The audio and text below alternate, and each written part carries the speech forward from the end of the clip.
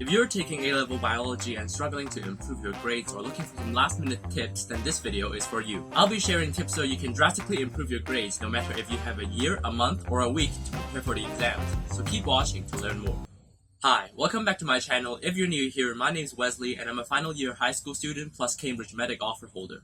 I've recently finished self-studying the international A-levels for biology, chemistry, and maths, and receiving an A-star for all of them. Biology has always been my favorite subject throughout high school, so I'm really psyched about today's video. With any subject, the step up from A to A-star is always more difficult than just from B to A. But with biology, not only do I personally think that it's a much easier subject to get an A, I also think that a step to A-star is also much less difficult, if you know a few simple tips. So let's hop right into it. Tip number 1 is to understand common adaptations. In biology, a lot of the times you have to know the functions of specific structures or just parts of the structures. I found an easy trick to remember these without actually involving memorization. Say you've just learned about the structure of alveoli and you know that they have thin epithelial cells. And as you should know, that's to shorten the distance for diffusion and also increasing the rate of gas exchange. Well then what about the thin walls of capillaries, or the cell walls of root hair, and also the thin wall of the glomerulus? They're all the same thing.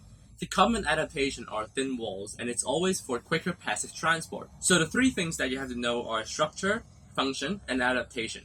Know 2 of these things, and you'll always be able to get the other one. If you study with this in mind, that you'll find many new examples inside your textbook. If you train this mindset, then you'll be able to get all the weird questions with the new, seemingly complicated structures and functions in the exams. Tip 2 is to memorize answer and question keywords. If you open your specification, then you'll be able to find a list of question keywords and what they're actually looking for in the answers. You could go ahead and memorize these, or you could do what I did and just pick these up from practicing with past papers. Other words to look out for in questions are the content-specific ones, so the ones that are related to specific topics that are inside your textbook. If you know the concept of using memory hooks, then that's essentially what we're trying to do here. I want you to be able to see these words and just instantly recognize which specific part of what topic that belongs to, and then recall what you have to put inside the answer. The next thing is to remember the keywords that are highlighted in the marking scheme related to that topic, because those repeat whenever the same topic pops up. So however they change the rest of the question, you'll be able to see through that mask and give answers that are on point.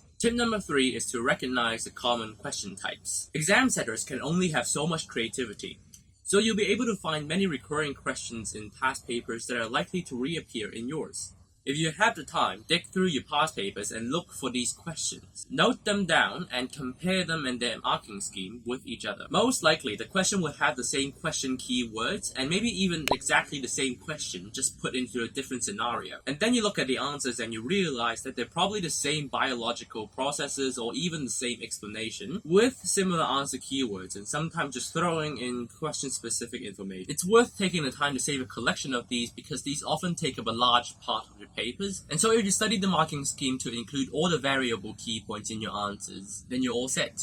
Tip 4 is to know your mathematical formulae. Every year there are a few marks given to questions that only require simple calculations but require you to recall some sort of formula. To those who struggle with biological concepts, these are the easy marks. So just take a little time out to memorize the formulae and practice how to use the data, especially the statistical tests and ecological formulae. Don't forget that a few marks can make the step from A to A star, so don't skip the math. Tip number 5 is to know your practical procedures. Like the ethics or IEL that I took, I know some GCE A-level exam boards also use paper exams for the practical exams. And these exams require you to use learned practical procedures and apply them into different experimental scenarios. Now again, there are certain formulae that you have to know, and analyzing graphs and data are a large part of the exam, so please train up your mathematical skills. But most importantly, while I don't want you to be memorizing every single step in the practicals, I do want you to know the general procedure. And if you have the lab book, then that's great, but if you don't, then they're easily accessible from online resources. After practicing with past papers, I found that the answers are actually pretty standard, and a lot of the keywords repeat in the marking scheme. While my previous tip on memorizing answer keywords can obviously be applied,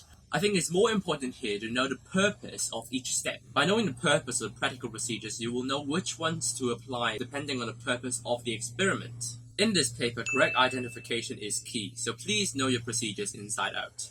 The last tip is to use point form. Now this can save you a lot of time, but only if you're confident with the knowledge. If you look at the marking scheme, then you'll see most of the time the suggested marking points are actually in point form. And all the exam markers are doing are just looking for these points. So as long as you've done enough practice and you're confident, and I mean really confident with your answers, then you could look at the number of marks allocated to that question and decide how many points to put into your answers. So if you're here thinking, oh dear, I'm not familiar with point form and I'm used to writing in paragraphs, don't fret. That's what I did. Back then, because I was just switching from another curriculum, I wasn't actually used to writing in point form, so I just didn't do it. And I found that sometimes when I'm not sure about a question, I actually hit unintentional points when writing in paragraphs. But if you're really confident, then I really suggest writing in point form because it definitely saves a lot of time. Well, those are my 6 tips for getting A star in biology. If you want more general study tips, then be sure to check out my previous video. If you have any ideas, thoughts, or questions, then pop in the comments down below. Be sure to like and subscribe, and I'll see you next time. Bye!